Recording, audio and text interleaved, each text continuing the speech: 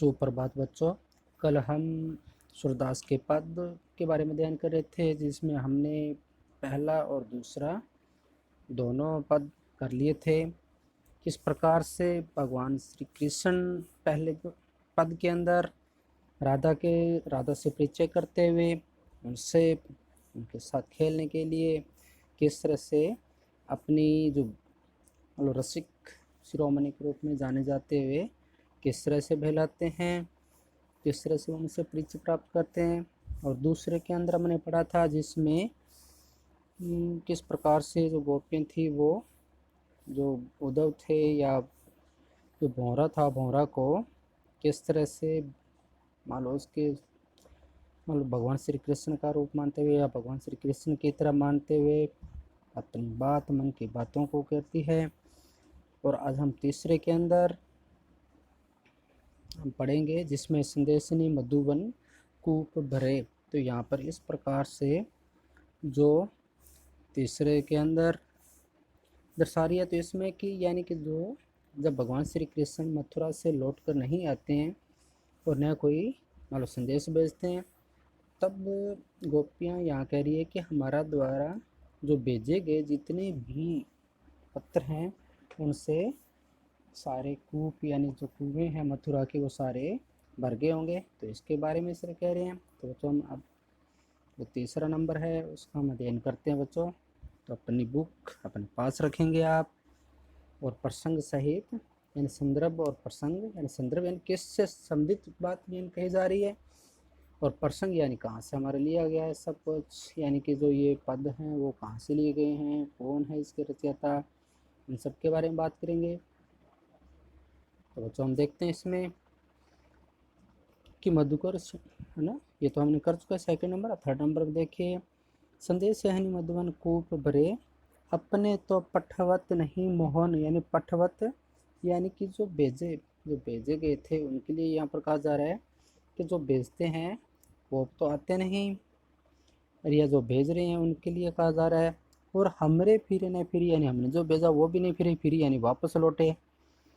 जीते पथिक पठे मधुवन को, यानी जितने भी पथिक या हमने जितने भी जो यहाँ से जो यात्री भेजे थे मथुरा के लिए पत्र देकर जो भेजे थे, पठे यानी जो पत्र देकर भेजे थे जिन यात्रियों को और हमने भेजे थे पत्र देकर, तो मधुवन यहाँ पर कह रहे हैं कि मधुवन को यानी भगवान श्री कृष्ण को वो भी अभी तक जो लटे थे बहुरी ने शोध करे, वो भी किसी भी प्रकार से शोध कहते हैं खोज यानी शुद्ध, यानी उनको जो हमने भेजा था वो भी वापस फिर से लौट कर नहीं आए हैं, उनको भी खोजना पड़ेगा कि वे श्याम सिखाई प्रबोधे, यानी कि या उनको भगवान श्री कृष्ण ने मान लो सिखाकर या मालसा कैसे बहकाकर अपने पास ही रख लिया हो, कि या के कहूँ बीच मरे, या वो कहीं रास्ते में कहीं मर गए हैं या रास्ते में कहीं रह गए, भगवान श्री कृष्ण तक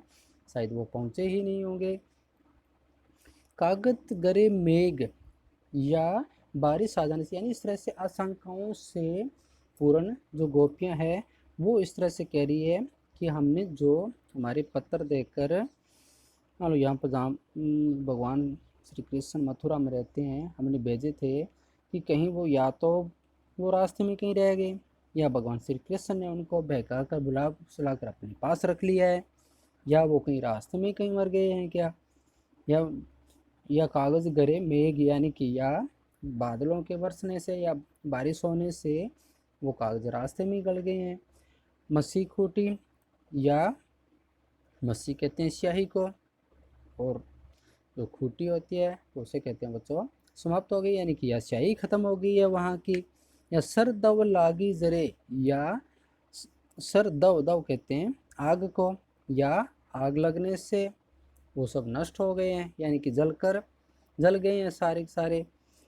सेवक सुर लिखन को आंदो, तो यहाँ पर कह रहे हैं कि जो सेवक सुर यानी कि यहाँ पर भगवान श्री कृष्ण के लिए यहाँ पर कह रहे हैं कि या जो लिखने वाले हैं या उनके जो कर्मचारी हैं, सूरदास जी कहते हैं कि यहाँ गोपियाँ आशंकाओं से घिरी हुई अनेक प्रकार से मन में विचार करती है कि या वहाँ के जो सेवक हैं या जो पत्र लेखन करते हैं, क्या वो मान लो इस तरह से जो लिखने वाले हैं वो अंधे हो गए हैं।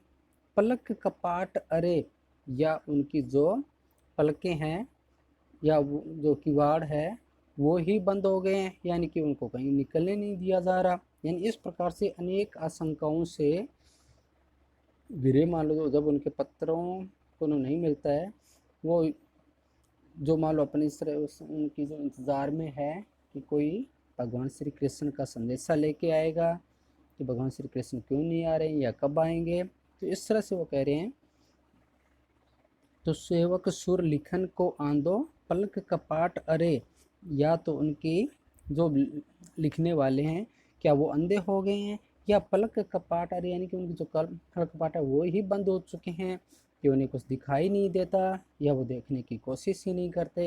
यानी इस प्रकार से इसमें वर्णन कर रहे हैं। तो बच्चों हम इसकी प्रसंग व्याख्या देखते हैं संदर्भ के रूप में। तो बच्चों आप देखेंगे कि प्रस्तुत पाठ कवि सूरदास के द्वारा सुरसागर काव्य ग्रंथ से संकलित है। यह भरमर गीत मान कह सकते हैं कि भरमर गीत नामक प्रसंग से लिया गया है। इस पद में गोपियां मथुरा में स्थित श्री कृष्ण को मान लो अपने द्वारा भेजे गए जो पत्र है संदेशों का उत्तर न मिलने पर एक तरह से उन पर व्यंग्य रूपी बाण चला रही है, यानी व्यंग्य कर रही है उन पर, व्यंग्य करती हुई कटाक्ष कर रही है उन पर। तो इस तरह से आप इसका प्रसंग के रूप में लिखेंगे बच्चों। और रही बात संदर्भ की, तो व्याख्या के रूप में देखो कि गोपियां श्री कृष्ण के उपेक्षापूर्ण व्यवहार पर चोट करते हुए कह रही हैं। तो यानी एक तरह से ये संदर्भ यानी कि वो किस मालूम प्रसंग के रूप में कह रही है, यानी उसका कहने का भाव क्या है यहाँ पर, उसको देखते हैं बच्चों। कह रही है कि संदेश ने मधुबन कूप भरे, यानी कह रही है कि हमने जो इतने सारे संदेश श्री कृष्ण भगवान के लिए भेजे हैं, इससे तो मथुरा के सारे जो कुएं हैं वही भर गए होंगे। विश्वेश्वरी मधुबन कूप भरे, यानी भगवान श्री कृष्ण के मथुरा में जो कुएं हैं वो भी भर गए होंगे। कूप यानी कुएं, भर यानी भर गए होंगे। अपने तो पठवत नहीं मोहन, यानी जो भगवान श्री कृष्ण के मतलब जो संदेश मालूम पता चल गया होगा, यानी यहाँ तो पठवत नहीं मोहन, हमने फिरी ना फिरी, यानी उसने कहा कि सारे इतने सारे मालूम हमने खत भेजे हैं, उतने सारे खतों का तो पूरे मथुरा वासियों को पता चल गया होगा कि इतने सारे खत हैं, वहाँ के कुएं भी भर गए होंगे। और हमने जो यहाँ से संदेश जो भेजे हैं, अपन तो पठवत नहीं मोहन, या हमारे जो पत्र हैं या भेजे हमने, या मोहन या भगवान श्री कृष्ण हैं वो हमारी जानबूझकर उपेक्षा कर रहे हैं कि उनको वो पढ़ना ही नहीं चाहते। और बहुरी न शोध करे, और न ही हमारे उन प्रकार के या तो वो विचार कर रहे हैं, न ही हमें वो संदेश का उत्तर देना चाहते हैं। वो इस तरह से जानबूझकर हमारे जो कर रहे हैं। तो बच्चों अपने यहाँ देखा कि अपने तो पटवत नहीं मोहन, यानी न तो हमारे पत्रों का वो जवाब दे रहे हैं, नहीं या पता नहीं पढ़ते हैं कि नहीं पढ़ते, पर हमरे फिरी न फिरे, और जो हमारे संदेश लेके गए थे वो भी लौट कर नहीं आए हैं, न हमें कुछ तरह वो बता रहे हैं। ये तो इस प्रकार से भगवान श्री कृष्ण हमारी उपेक्षा कर रहे हैं। कि वे श्याम सिकाई पर बोधे, या भगवान श्री कृष्ण ने जो हमारे संदेश लेकर गए थे उन सबको बुला फसलाकर अपने पास ही रख लिया है, उन्हें आने ही नहीं दिया, यानी यहाँ लौटने ही नहीं दिया। या के ही कहूँ बीच मरे, या वो कहीं रास्ते में ही मालूम मर गए हैं, या बीच में ही रह गए वो रास्ते के अंदर, कहीं बेचारे मर तो नहीं गए वो। फिर आगे देखिए, कागद गरे मेघ, यदि ऐसा अगर मान लो यहाँ पर वो इस तरह आशंकाएं करी हैं कि अगर वो कहीं रास्ते में इस तरह मर गए तो बेचारे अगर नहीं मर गए होते तो वो लौट कर अब से ज़रूर आते। ऐसा लगता है वो रास्ते में कहीं मर गए हैं। फिर कहते हैं कि कागज गरे मेघ, तो यहाँ पर फिर कल्पना स्वरूप भी अपने मालूम करते हैं, कल्पनाएं करते हैं कि कहीं रास्ते में बारिश आने पर वो कहीं जो कागज़ थे वर्षा में भीग कर कहीं गल तो नहीं गए, यानी वो ख़राब तो नहीं हो गए बारिश से। मसी खूंटी या कहीं फिर जो उनकी जो स्याही है वो ही समाप्त हो गई हो कि वो पत्र लिखे कैसे। सरदा व लागी जरे, या हो सकता है तो कलम बनाने के जो मान लो काम आने वाले जो सरगंडा होता है, सर कहते हैं सरकंडा को, यानी जो लकड़ी बनी होती है। दव लागी जरे, यानी कि जो जिस कलम से बनाकर मान लो लकड़ी की जिस वो सरकंडा होता है उसकी कलम बनाई जाती है, कहीं वो ही जलकर नष्ट होने हो गया हो तो वो कलम ही नहीं होगी तो लिखेंगे कैसे।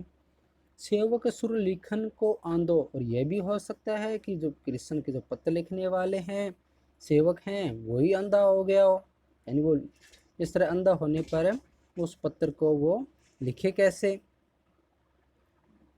और पलक कपाट अरे, और यहाँ पलक कहते हैं आंखों के, यानी जो आंखें रूपी जो पलक है उनकी, यानी कपाट यानी किवाड़, यानी किवाड़ रूपी जो उनकी पलकें हैं कहीं वो ही ना खुल पा रही हो, तो जब को उनको दिखेगा नहीं तो वो लिखेंगे कैसे।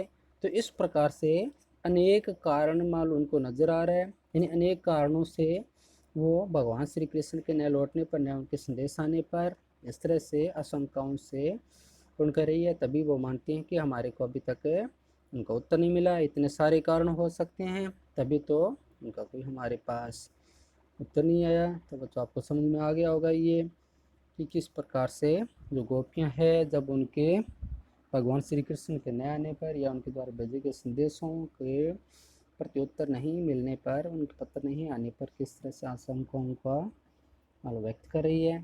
तो आगे हम विशेष के रूप में देखते हैं बच्चों। एक नंबर के रूप में देखेंगे तो पंक्तियों में भी, उपरोक्त पंक्तियों में आक्रोश और व्यंग्य रूपी बाण मानो बाणों से भरी हुई है, यानी व्यंग्य किए जा रहे हैं। और अनेक आक्रोश भी अपने यानी हृदय के अंदर जो उनका गुस्सा है भगवान श्री कृष्ण के प्रति वो भी वो दर्शा रही है। और सेकंड के अंदर गोपियों को विश्वास भी हो गया है कि भगवान श्री कृष्ण ने उनके साथ छल कपट किया, तभी वो न संदेश दे रहे हैं न कोई प्रत्युत्तर दे रहे हैं। तो इस तरह से बच्चों वो भी उनके ऊपर किस तरह से कटाक्ष करते हुए मान लो कहते हैं। और तीसरे पॉइंट के रूप में इस तरह से कहेंगे कि उपयुक्त जो पद है उसमें भाषा और शैली के व्यंग्य के लिए सर्वथा उपयुक्त है, यानी किस प्रकार से एक दूसरे पर वो मान लो व्यंग्य शैली का उपयोग करते हुए कह रही है। और इसमें देखते हैं बच्चों जो मेघ मसी जो शब्द, यानी इस तरह से जो वर्णों की आवृत्ति हो रही है यहाँ पर मेघ मसी, तो इस प्रकार के ये वर्णों की आवृत्ति है यहाँ पर मैं की, तो यहाँ पर अनुप्रास अलंकार हो जाएगा। और कपाट पलक कपाट अरे, यानी किवाड़ और पलक दोनों को एक समान रूप दे दिया गया, यानी जिस प्रकार से कपाट बंद हो जाने से मकान का अंदर का बाहर का बंद हो जाता है, उसी प्रकार से आंखों की बात हो रही है। अभी आंखें बंद हो जाने से जो बाहर का जो भी दृश्य है वो बंद हो जाता है। तो यानी यहाँ पर रूपक अलंकार है, जब एक ही प्रकार के जो भाव या उनमें रूप नजर आए, यानी एक ही जैसे रूप को दर्शाने का जहाँ पर दर्शाया जाए तो वहाँ रूपक अलंकार होता है। तो यहाँ पर कपाट पलक का कपाट है, यहाँ पर रूपक अलंकार हो जाएगा बच्चों। तो इस तरह से यानी अनुप्रास और रूपक अलंकार का प्रयोग हुआ है। तो आपको समझ में आ गया होगा। आगे हम चलते हैं, थर्ड हमने बच्चों कर लिया, यानी 2 बार थोड़ी प्रिंटिंग मिस प्रिंट है ये, यानी फिर चौथे और हमारा जो आखिरी जो पद है उसके अंदर चलते हैं। तो ध्यान से देखेंगे बच्चों, उदो मन माने की बात, यानी उदो मन माने की बात, यानी मन के मानने की बात हो रही है। उदो यानी जो भगवान श्री कृष्ण के मित्र थे, नित्यगिर थे, वो नित्य के और ज्ञाता थे। तो यहाँ पर किस प्रकार से जो गोपियाँ है वो भगवान श्री कृष्ण के मित्र उद्धव को कहती है कि मन माने, यानी मन को अच्छे लगने वाला, मन माने मतलब मन को अच्छा लगना। और बात दाक छुआरा छाड़ी अमृत फल, दाक कहते हैं बच्चों जो किशमिश होती है, जो अंगूर के जो अंगूर से बनती है, अंगूर को सुखाकर बनाई जाती है, तो आपको पता होगा किशमिश जिसे हम कहते हैं। और छुआरा कहते हैं एक प्रकार का जो मेवा, भी यही एक प्रकार का मेवा होता है छुआरा। झाड़ी अमृत फल, और अमृत फल यानी अमर फल जिसे हम कहते हैं। विष कीरा विष खात, विष कीरा कहते हैं जहर युक्त, तो मान विष यानी जहर और विष कीरा यानी जहर से युक्त, या विष कीड़ा यानी कि जो विष को ही केवल खाता है, यानी एक प्रकार का जो कीड़ा होता है विष कीड़ा, जो जहर को ही खाता है, यानी जहर रूपी ऐसे जो होते हैं उनको खाता है। जूं चकोर को दही कपूर को हूँ, यानी कि जो चकोर एक पक्षी होता है बच्चों, जो बिल्कुल भी मालूम कभी नीचे मालूम पृथ्वी पर नहीं आता, केवल वो आकाश में उड़ता रहता है। एक पक्षी होता है जो अंगारे खाना बिल्कुल प्रिय माना गया, यानी अंगारे खाता है वो। मधुप है ना, तजी अंगार अगात, यानी जो अंगारों को भी त्याग देता है। मधुप करत घर कोनी, मधुप करत घर फोरी काठ में बंदत कमल के पात, तो मधुप कहते हैं भौरा को और फोरी कहते हैं छेद करके। तो यानी मधुप करत घर फोरी काठ में, काठ कहते हैं लकड़ी के अंदर, तो यहाँ भौरे को कहते हैं भी लकड़ी करके। और पात यानी बंधन, कमल के फूल का संपुट जब बंद हो जाता है, बंद कमल के पात मतलब उनके अंदर वो बंद हो जाता है। और आगे देखिए, जो पतंग हित जानी आपनो, यानी पतंग कहते हैं जो कीट पतंगा होता है, जो दिया होता है, दीपक होता है, उसके चारों ओर उसकी रो में जल जाने वाला ऐसा कीट, यानी जो उसके ऊपर मतलब मंडराता रहता है, जलकर मर जाता है। भी दीपक सो लपटात, मतलब दीपक की लपटों के अंदर, यानी जो दीपक की जो लौ होती है जलती है उसके अंदर वो किस तरह से मान लो उसके अंदर वो जलकर मर जाता है। सूरदास जाको मन जासो, यानी सूरदास जी कह रहे हैं कि जिस तरह से हमारे मन के अंदर जैसा आता है कि सोही ताही सुहात, सुहात यानी सुहाता है या प्रिय लगता है, तो यानी इस प्रकार से इसमें शब्द जो अर्थ रूप में आपने देखा बच्चों। और अब इसका हम प्रसंग अनुवाद करते हैं कि उदो मन माने की बात, यानी कि इस तरह से मन यानी जो उद्धव है वो किस प्रकार से मतलब अपने मन की बात कहने के लिए, यानी उद्धव को अपने मन की बात कहने के लिए गोपियाँ मालूम मुक्त होती है। तो सबसे पहले हम इसका संदर्भ और प्रसंग देखते हैं बच्चों कि प्रसुपद कवि सूरदास जी के द्वारा रचित उनके काव्य ग्रंथ सुरसागर से संकलित है। यह सुरसागर के भ्रमर जो गीत है उसके प्रसंग से लिया गया है। आगे हम देखते हैं बच्चों।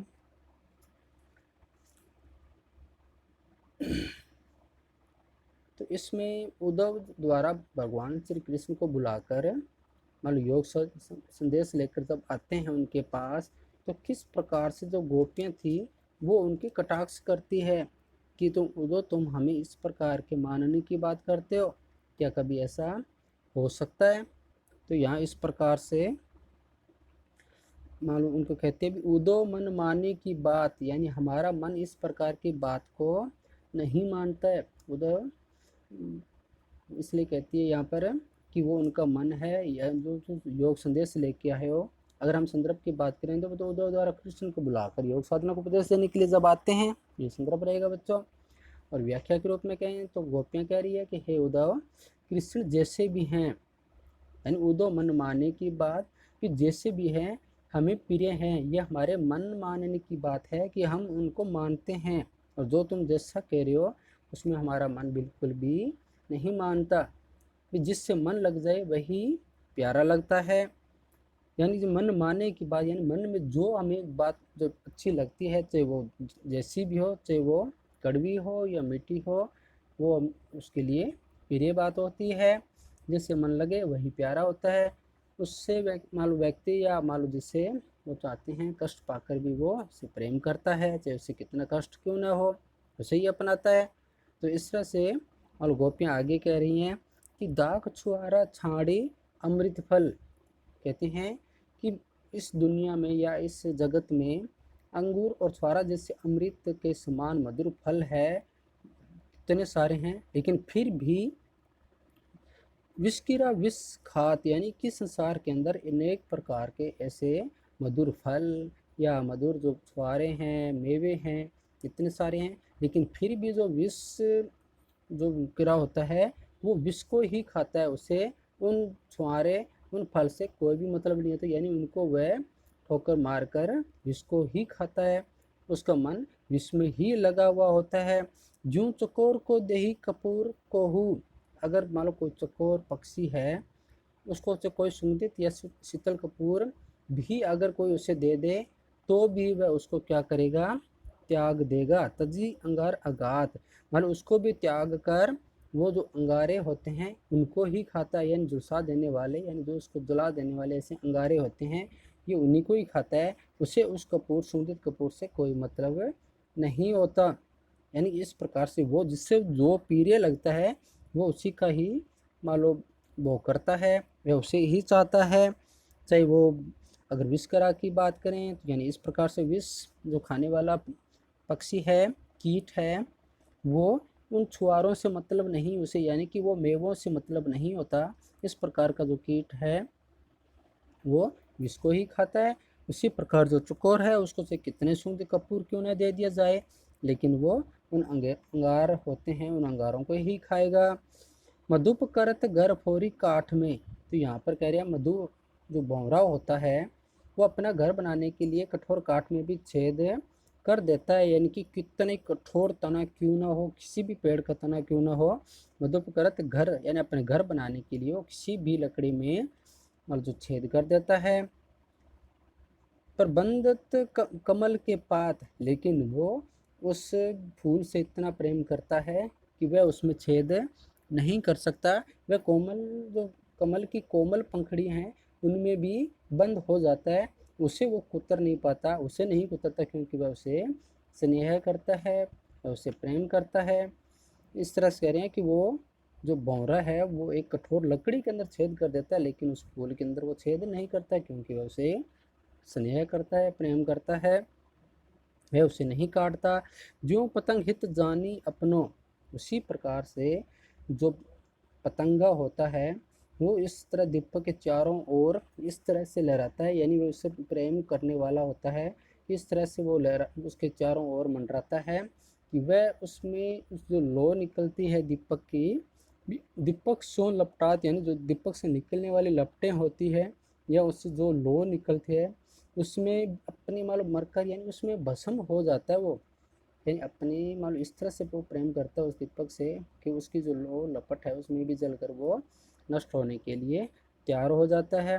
सूरदास जाको मन जासो, तो हमारा भी वही हाल है, हमारा भी इन कीट पतंगों की तरह भी हमारा हाल है कि हम सब कुछ सह सहन कर सकते हैं, लेकिन भगवान श्री कृष्ण से हम दूर नहीं हो सकते, यानी हम उनसे जो विरोह है वो उनसे नहीं कर सकते। हम आपका जो योग है उसको स्वीकार करने में सक्षम नहीं है। आप चाहती हो कि मैं हम उनके जो योग साधना में होकर हम भगवान श्री कृष्ण को भूल जाएं, ऐसा नहीं हो सकता, यानी ये बात हमारे बस में नहीं है। भाई जाको सोई ताही सुहात, यानी ये सब हमें अच्छा नहीं लगता। हमारा मन तो भगवान श्री कृष्ण की भक्ति में, हमारा उनके प्रति प्रेम में लग गया है। अब हमारी बस की बात नहीं है, जिस प्रकार से वो कीट पतंगे अपनी प्रिय वस्तु को नहीं त्याग कर सकते, हम भी अपनी प्रिय वस्तु को इस तरह से नहीं त्याग सकते। तो बच्चों यहाँ पर किस प्रकार से गोपियाँ भगवान श्री कृष्ण के प्रति अनन्य प्रेम और भक्ति के वशीभूत होकर उद्धव को योग साधना देने पर, योग साधना का संदेश देने पर किस प्रकार से उन पक्षियों के माध्यम से, कीट पतंगों के माध्यम से और उस विष जो एक कीट होता है विष का उसके माध्यम से अपनी मन की बात सुनाती है। तो विशेष के अंदर बच्चों मालूम ब्रज भाषा का प्रयोग हुआ है, यानी जितने भी कोहू तजी खात अघात यानी पात लपटात इस प्रकार के जो शब्द हैं ये सारे ब्रज भाषा के शब्द हैं बच्चों। यानी सरस भाषा का बड़ा सहज प्रयोग हुआ है। शैली भावात्मक है, यानी अपने मन के भावों को प्रकट किया गया है। और अनुप्रास अलंकार रहेगा बच्चों, क्योंकि यहाँ पर बहुत सारे जैसे विस्करा विष तो इस प्रकार के शब्द हैं, तो इनमें अनुप्रास अलंकार का प्रयोग हुआ है। और आगे हम देखेंगे कि अनेक इस प्रकार के जो शब्द हैं जिसमें अनुप्रास अलंकार का प्रयोग हुआ है और दृष्टांत अलंकार का भी इसमें बच्चों प्रयोग हुआ है। यानी कि इस प्रकार से वो एक तरह से कथा सुनाकर विस्कटा की या मधु भंवरे की, यानी इस प्रकार से वो दृष्टांत देते हुए अपने मन की बातों को प्रकट कर रही हैं। तो इस तरह से मन की बातों को प्रकट करना दृष्टांत अलंकार के रूप में रहता है। और यहाँ पर विरह और योग रूपी जो नजर आ रहा है कि किस प्रकार से वो भी इसमें, यानी भगवान श्री कृष्ण के प्रेम में रहते हुए अपने प्राणों को त्याग सकती है कीट पतंगों की तरह। तो इस तरह से यहाँ पर एक वियोग और विरह की मतलब भाव प्रकट हो रहा है। तो इस तरह से आप इसको विशेष रूप में रखेंगे बच्चों। कल हम जो बोर्ड पे किया था बिल्कुल उसी रूप में आप संदर्भ और जो प्रसंग है उसको रखते हुए व्याख्या करेंगे। और विशेष के अंदर जैसे अलंकारिक शब्द है, भाव रूपी है, किस भाषा का प्रयोग किस तरह से हुआ है, इस तरह से आप इनको रखते हुए आप इनको लिखेंगे बच्चों। तो ये आज हमारा अध्याय जो फर्स्ट सूरदास जी के द्वारा रचित जो पद थे उनको हमने पढ़ा। तो आप 4 ये पद हैं, इन चारों को अच्छी तरह से लिखते हुए अपनी नोटबुक में अपना अध्ययन पूरा करेंगे बच्चों। अभ्यास प्रश्न कल हम इसे नेक्स्ट क्रमानुसार रखेंगे। आज आप इस वीडियो को देखते हुए जो इसके प्रश्न से व्याख्या है इसे पूरा करेंगे। जय हिंद।